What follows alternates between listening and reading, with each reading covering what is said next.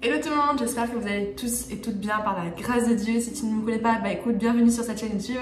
Je m'appelle Jeanne, j'ai 24 ans et sur cette chaîne, on ne parle que de la foi chrétienne via mes vidéos de vlog, via des vidéos face cam comme celle-ci. Et je suis très heureuse de te retrouver aujourd'hui pour une vidéo qui va me tenir très à cœur et je pense pour beaucoup d'entre vous aussi. Aujourd'hui, je voulais parler d'un sujet qui est important pour nous, pour chacun d'entre nous chrétiens, c'est comment parler de Jésus autour de nous en 2023.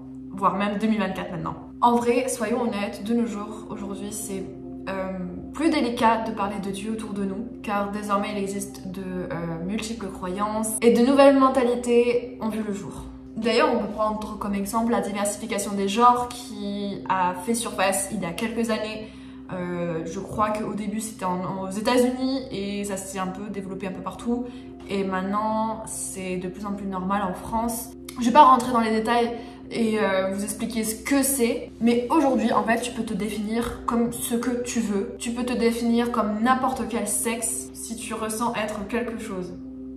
C'est un peu confus, mais bon. En fait, tout ça, c'est basé sur ton propre ressenti. Et comme tu peux le voir, c'est à l'encontre de ce que Dieu a créé. En fait, si on parle de ce principe-là, nous ne sommes plus les créatures de Dieu, mais on est le créateur de notre propre être, si je puis dire, en mettant bien sûr Dieu de côté, hein, vraiment sur le banc de la touche. Bref, tout ça pour dire qu'aujourd'hui, c'est compliqué de parler de Dieu autour de nous, et je vais t'expliquer comment faire pour parler de Dieu à ceux qui ne connaissent pas de nos jours. T'inquiète pas, tout va bien se passer. D'ailleurs, si tu n'es pas abonné encore à ma chaîne YouTube, je vais t'inviter tout de suite à t'abonner et à liker cette vidéo, ça fait booster la chaîne et à faire connaître Dieu à ceux qui ne le connaissent pas, ou tout simplement des personnes qui veulent voir plus de contenu chrétien sur leur fil d'actualité. Bref, sans plus tarder, commençons cette vidéo. Écouter et apprendre à connaître son interlocuteur. Avant de vouloir parler de Dieu à tout prix, et à quiconque d'ailleurs, je pense qu'il est nécessaire et important d'écouter et apprendre à connaître à qui tu as affaire en face de toi. J'ai appris par le biais de mon pasteur Franck Segon. Donc si vous ne le connaissez pas, c'est le pasteur de mon église à Genève. Et il nous a expliqué que certes, il est bon et il est tout à fait nécessaire de parler de Dieu autour de nous, mais il ne faut pas oublier qu'il est bon aussi de former ces personnes à être de futurs disciples de Dieu. Vous pouvez lire avec moi dans Matthieu 28, versets 19 à 20. Il est dit « Allez donc, faites de toutes les nations des disciples », donc ça c'est ce qu'il faut faire. « Baptisez-les au nom du Père, du Fils, du Saint-Esprit et enseignez-leur à mettre en pratique tout ce que je vous ai prescrit.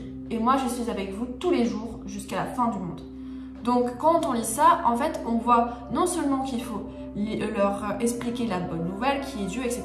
Ça d'accord, dans un premier point, ce verset nous l'explique, mais il faut également les former en fait, expliquer comment devenir un chrétien en fait, pour qu'ils puissent être des disciples de Dieu, des futurs enfants, des futurs enfants de Dieu, des futures femmes et des futurs hommes de Dieu. Donc c'est pour ça que dans ce premier point, il faut vraiment écouter et apprendre à connaître cette personne pour ensuite au mieux la former et être ensuite de bons enseignants, si je puis dire, pour que cette personne puisse devenir un véritable chrétien. Parler de son propre témoignage. Ce qui peut aider aussi à une personne de se tourner vers Dieu, c'est de parler de sa propre histoire avec Jésus. Comment est-ce que tu as rencontré le Seigneur? Comment Dieu, excusez-moi, a changé ta vie? Qu'est-ce qu'il a engendré dans ta vie? Qu'est-ce qu'il a changé? Ton avant-après? Ça, c'est quelque chose de frappant. C'est ce qu'il va voir en premier. C'est ce que la personne avec qui tu veux échanger va voir en premier lieu. Pour vous donner un exemple, moi, mon mari, il aime tellement les témoignages. Il aime tellement ça parce qu'il voit en fait à quel point Jésus a changé la vie de ces personnes. Ton témoignage, il n'a pas forcément besoin d'être frappant, d'avoir un truc de ouf qui s'est passé dans ta vie. Juste, raconte ce qui s'est passé dans ta vie. Et puis la personne, elle sera forcément touchée de voir comment tu es passé d'un point A à un point B avec Jésus. Et de toute façon, dans tout ça, c'est bien de parler de son témoignage, mais en plus de ça, et là je viens de le penser, je ne l'ai pas écrit dans mon script, en fait, Dieu nous appelle dans sa parole à être la lumière et le sel dans ce monde. Donc c'est bien de parler de son témoignage, mais soyons nous-mêmes tous les jours de notre vie un témoignage vivant en fait. Et tu verras que ces personnes, ils vont se rendre compte que tu es différent et que, ok, là je comprends qu'elle a un truc en plus et donc en contrepartie que nous sommes chrétiens quoi. Et c'est drôle parce que hier soir, c'est vraiment tout frais. Un collègue avec qui je parlais pensait que j'étais beaucoup plus âgée parce que j'étais différente des jeunes femmes de mon âge. Ouais, il pensait que j'avais une façon de penser qui est complètement différente de la mentalité actuelle. Je lui ai pas dit que j'étais chrétienne, mais du coup, ça m'a fait vraiment déjà plaisir, mais aussi je me suis dit, it's God, c'est Dieu, tu vois. Donc voilà, même s'il faut parler de son témoignage, déjà aussi, par vos propres actions, c'est ça que je veux dire, par vos propres actions, soyez aussi des témoignages vivants. Donc il y a deux façons de parler de son témoignage, être soi-même un témoignage vivant de nos actions, etc. Et ensuite raconter voilà, ton histoire avec Dieu. J'espère que c'était pas très confus, mais c'est ce que je pensais au fait, et je l'ai pas écrit dans mon script, donc voilà. Choisir le bon moment et le bon lieu. L'un des aspects les plus importants et que parfois on néglige, c'est de trouver le bon moment et le bon lieu pour parler de Dieu. Avant de vouloir parler de Jésus à une personne à qui vous tenez et qui ne connaît pas le Seigneur, connaissez ou essayez de connaître ce qu'elle traverse en ce moment. Est-ce qu'elle est dans une période stressée? Est-ce qu'elle est dans une période assez délicate, etc. Parce que certes, ça peut être un bon moyen de parler de Dieu dans ces cas-là où elle est stressée, donc tu peux la réconforter en parlant de Jésus. Mais d'un autre côté, en fait, ça peut peut-être la frustrer et elle peut te dire s'il te plaît, là, c'est pas le moment, me parle pas de ta foi, etc. En fait, c'est à double tranchant. Donc dans ces cas-là, vaut mieux pas parce que sinon elle voudra pas entendre parler de Dieu, etc. On sait jamais, vraiment on sait jamais. Donc voilà, choisissez un timing vraiment où la personne, tu sais qu'elle est apte à pouvoir t'écouter. Donc je sais pas moi, dans un café, dans un parc, dans un restaurant. C'est là où dans des lieux assez calmes où la personne elle peut être complètement détendue. Voilà, pas dans des situations où je sais pas si elle va vite et tout. Oui, certes tu peux parler de Dieu en 2 minutes, mais ce sera pas aussi profond que si tu prends vraiment le temps de parler avec Dieu, etc. Donc voilà. Faire preuve d'amour et de compassion. La chose à faire si tu veux parler de Dieu autour de toi à une personne, encore une fois, que tu tiens, à qui tu tiens et qui ne connaît pas le Seigneur, c'est de faire preuve d'amour, de compassion et de respect. Imaginons, tu veux parler de Dieu à un collègue à toi, à un ami de ta classe, à un ami d'enfance, à ton voisin, mais imaginons que cette personne elle te dise « Oula, comme toi, j'ai pas envie d'entendre parler de Dieu, là, ton Dieu, c'est pas pour moi. » Bah dans ces cas-là, force pas. Parce que sinon, si tu forces, ça va être pire et ça va la buter, ça va la repousser, tout simplement, ça va la repousser. Donc sur l'instant, si cette personne, elle te dit « Écoute, ça m'intéresse pas, ton Dieu, non merci », franchement, ça veut pas dire qu'elle ne voudra plus jamais en entendre parler. Ça veut vraiment rien dire. Car ça se trouve, une prochaine fois, ton ami ou je sais pas qui, elle pourra être peut-être un jour plus apte à vouloir entendre parler de Dieu. En fait, je te dis ça qu'il faut avoir du respect pour cette personne, tout simplement parce que on ne doit pas convertir de force une personne. Déjà, premièrement, c'est pas nous qui convertissons les cœurs, c'est Dieu. Et Dieu lui-même nous a jamais forcé à le choisir, parce qu'il nous laisse le libre arbitre, de le choisir et de vivre à 100% pour lui. Donc en fait, on est personne à vouloir et à pouvoir convertir quelqu'un de force, parce que dans tous les cas, dans les deux cas que je vous ai cités, on est personne et on peut pas. C'est pas dans notre portée de faire ça. Nous, notre rôle en tant que chrétiens, c'est vraiment d'apporter la bonne nouvelle à ceux qui sont aptes à l'entendre. Donc, si tu commences à parler de Dieu, etc., et que la personne elle te dit, bah là, j'ai envie de te dire, désolé que cette personne ne veuille pas t'entendre, mais tu as fait ce que tu devais faire, essayer de parler de Dieu. Et en fait, mine de rien, sur l'instant T, la personne, elle voulait pas l'entendre, donc, comment dire, ben là, c'est pas de ta faute, et elle a pris sa décision, mais qui sait, ça se trouve, dans cette personne, dans une semaine, dans un mois, dans un an, dans 5 ans, peut-être cette personne, elle viendra te revoir et te poser la question, en fait, tu te rappelles, peut-être que tu pourrais me parler de Dieu et tout, voilà, tu sais pas en fait, mais là, sur l'instant T, la personne, elle a pris son choix, elle a fait sa décision de ne pas vouloir entendre parler de Dieu. Voilà, c'est elle qui a choisi. Toi, tu as fait ton chemin, tu as fait ce que tu devais faire. Dans Matthieu 28, verset 19, il est dit « Annoncer la bonne nouvelle ». Tu as fait ce que tu devais faire. Là, c'est Dieu qui va convertir les cœurs ou non. Voilà, c'est pas toi qui... Toi, tu as fait ton travail. Donc voilà, c'est pour ça que je te dis vraiment de respecter la personne. Et de pas vouloir forcément convertir les cœurs parce que tu peux pas.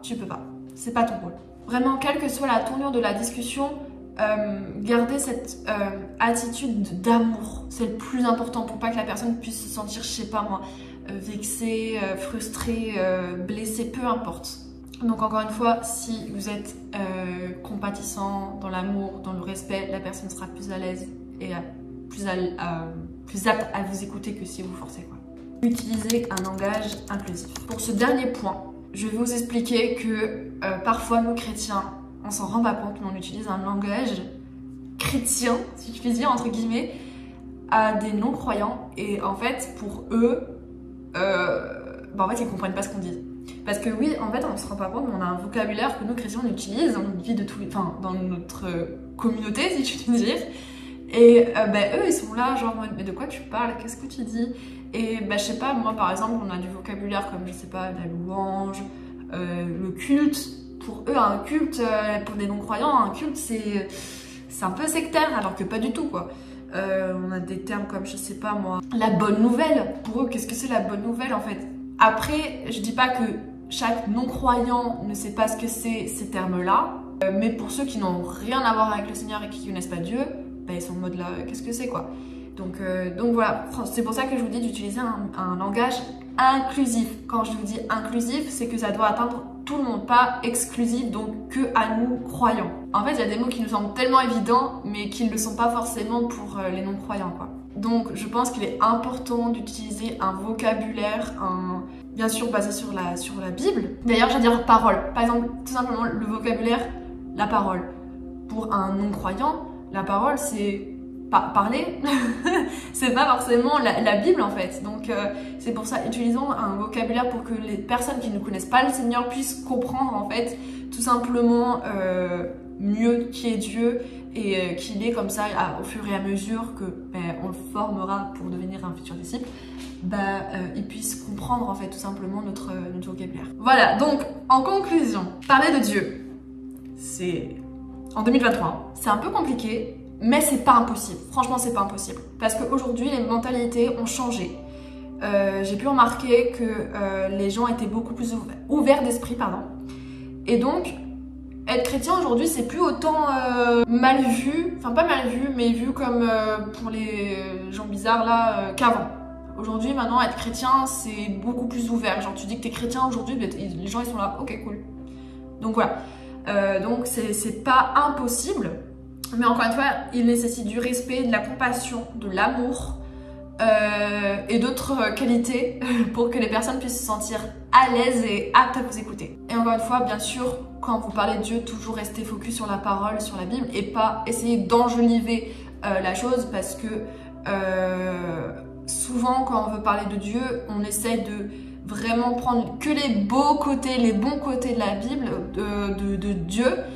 Et on met de côté un peu tout ce qui est péché, la mort, tout ça en fait. Donc non, vraiment parler de Dieu dans son intégralité. Encore une fois, choisissons nos mots avec bon escient, en partageant notre témoignage personnel et en étant soi-même déjà un témoignage vivant autour de nous. Et comme ça, nous pouvons construire des ponts au lieu de mettre des barrières entre un non-chrétien et nous-mêmes. Voilà, c'est déjà la fin de cette vidéo. J'espère qu'elle vous a plu, j'espère qu'elle vous apportera des conseils dans votre vie chrétienne, comment parler de Dieu autour de vous. Vraiment que ça soit simple, restez vous-même, c'est vraiment le plus important, restez vous-même. La personne avec qui vous parlez doit se sentir vraiment à l'aise, doit ressentir le respect que vous avez envers elle. Donc voilà, en tout cas moi ça m'a fait super plaisir, là je suis trop contente de filmer cette vidéo, ça m'a même moi appris beaucoup de choses, donc voilà. J'espère que vous allez bien en tout cas. Si vous voulez apporter d'autres conseils, écoutez, soyez libre. L'espace commentaire est fait pour ça. Je vous invite vraiment à dire d'autres choses si vous en avez à cœur. En tout cas, moi je vais vous laisser ici et je vous retrouve à dimanche prochain à 18 h avec une nouvelle vidéo. Bye, je vous aime.